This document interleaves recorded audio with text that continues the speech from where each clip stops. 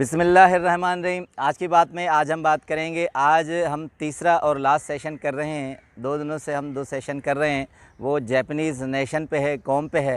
Hector gratia writer हैं, Japanese writer हैं। असल में वो फ़ोटोग्राफ़र हैं और सॉफ्टवेयर इंजीनियर हैं, मगर उनकी जापान से इतनी उनसियत है, मोहब्बत है कि उन्होंने 12 किताबें लिखी हैं कल्चर पे, इकनॉमिक्स पे। ये किताब कुछ मुनफरद इसलिए है कि इन्होंने इस किताब का नाम लिखा है the secrets of Japanese to long and successful with happy life.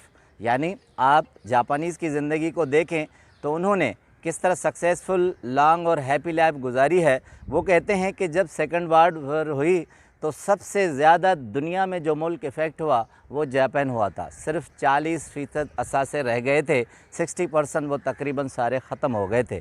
उसके बाद दुनिया में जापानीज़ ने अपने आप को किस तरह खड़ा किया कि आज वो एक पावरफुल नेशन के तौर पर जाने जाते हैं और जापानीज़ एक पावर की सिंबल समझे जाते हैं। टेक्नोलॉजी में, इकनॉमिक्स में किस तरह उन्होंने अपने आप को इम्प्रूव किया।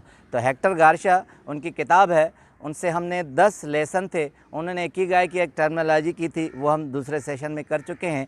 9 पॉइंट्स, 10 रूल्स ऑफ इकिगाई उन्होंने बयान किए थे कि इस वजह से जापानीज़ कौम किस तरह खड़ी हो गई। तो 9 हमने किए थे, 10वां आज बहुत इम्पॉर्टेंट है। हमने चाहा कि उसको सेपरेट करके एक दूसरी एग्जांपल उसके साथ अटैच करें। कहते हैं कि नॉर्मल एक फार्मूला है।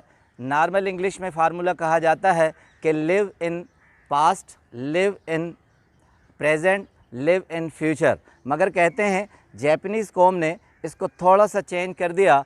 वो हर हाल में नहीं रहते, हर चीज़ में वहाँ ज़िंदा नहीं रहते। उन्होंने थोड़ा सा चेंज किया है।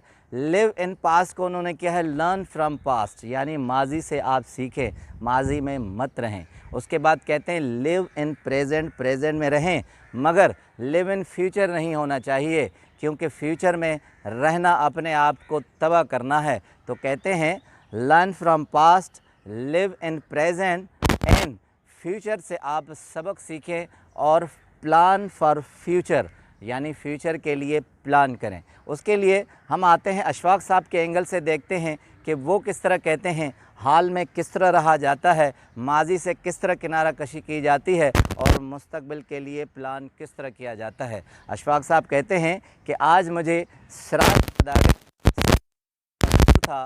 कहते हैं कि बहुत बरसों की बात है, बहुत पुरानी बात है। मैं अपने दफ्तर को बनवा रहा था। जब मेरा दफ्तर बन रहा था तो श्राद्ध चिप्स की घिसाई करने का बहुत बड़ा माहिर था, बहुत एक्सपर्ट था, बहुत खूबसूरत बंदा था और बातें भी बहुत खूबसूरत करता था। अशफाक साहब कहते हैं कि जिन दिनों में दफ्तर बनवा रहा था उन दिनों दिहाड़ी मज़दूर की 30 रुपये हुआ करती थी, मगर सिराज इतना काम का माहिर था और बातें इतनी अच्छी करता था कि लोग उससे 30 की जगह 50 रुपये दिहाड़ी दे जाते थे। तो कहते हैं कि एक दिन दिसंबर की शाम थी, दोपहर थी, तो हल्की हल्की धूप थी। मैं जैसे ही आया तो सब अपने अपने काम में लगे हुए थे। ठेकेदार से देखा और पूछा कि सिराज नहीं था। आज तो घिसाई होनी थी फ़र्श की, मगर वो मौजूद नहीं था। जब कहते हैं मैंने ठेकेदार से पूछा तो उसने कहा कि मुझे मालूम नहीं आज उसने क्यों छुट्टी की है। कहते हैं मुझ में अफसरपन नहीं था, मुझ में गुस्सा नहीं था, मगर न जाने क्यों मुझ में वो अफसरपन जाग गया और मुझ में गुस्सा आ गया। मैंने कहा आज वादा किया था, आज तो बहुत अहम काम है, वो क्यों नहीं आया। अब कहते हैं कि ठेकेदार घबरा गया। उसने अपनी मोटरसाइकिल स्टार्ट की, कहा कि साहब मैं देख कर आता हूँ। कहते हैं कि मगर मेरा गुस्सा इतना था, मैंने कहा तुम छोड़ो, मैं खुद जाता हूँ। ड्राइवर को कहा कि गाड़ी निकालें। ड्राइवर ने जल्दी से गाड़ी निकाली। हम तंग गलियों में जैसे गए तो ड्राइवर ने कहा कि इसको रोक दें, अब गाड़ी आगे नहीं जा सकती। कहते हैं अशफाक साहब मैं और ड्राइवर उन तंग गलियों में गए और जैसे ही गए तो एक दरवाज़े पर गए तो फटा पर्दा लगा हुआ था। वहाँ से ज़ोर से मेरे ड्राइवर ने सिराज को आवाज़ दी। तो कहते हैं कि अंदर से आवाज़ आई, कहा कौन है।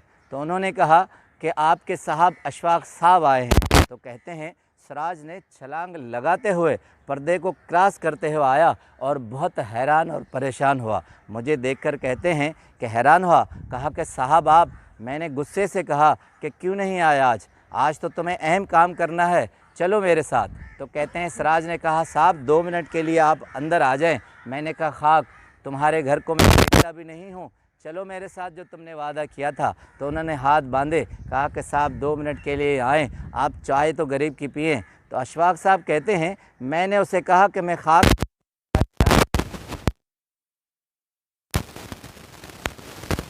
की तो मैं मजबूरन गया, मगर मिन्नत समाजत की, मगर खड़े होकर मैंने कहा कि आज तुम क्यों नहीं आए।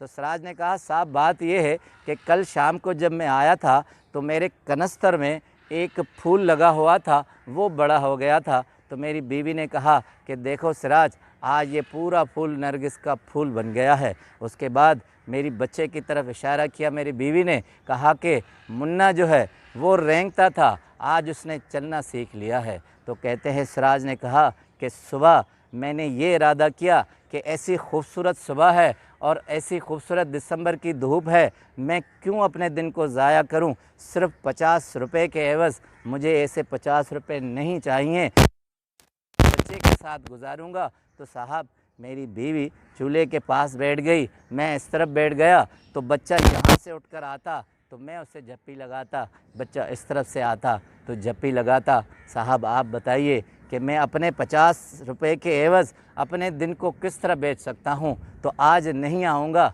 मैं कल आऊँगा। तो सिराज साहब कहते हैं वो रूहानियत से लबरेज शख्स नहीं था, वो एक मजदूर आदमी था, मगर वो हाल में रहना आता था, उसे रहना हाल में आता था। उसने अपने आप को 50 रुपये के एवज़ कुर्बान नहीं किया, वो हाल में से वाबस्ता नहीं था और मुस्तकबिल से खौफज़दा नहीं था। अशफाक साहब कहते हैं कि जो लोग हाल में जीते हैं वो जन्नती होते हैं, और वो हाल में जन्नती इसलिए होते हैं कि जन्नत भी हमारे इसी हाल से बनती है, और इसमें हम जिस तरह जिएंगे वही हमारा मुस्तकबिल होगा। हमें मुस्तकबिल से खौफज़दा नहीं होना चाहिए, हाल में ज़िंदा रहना चाहिए। आपका बहुत बहुत शुक्रिया।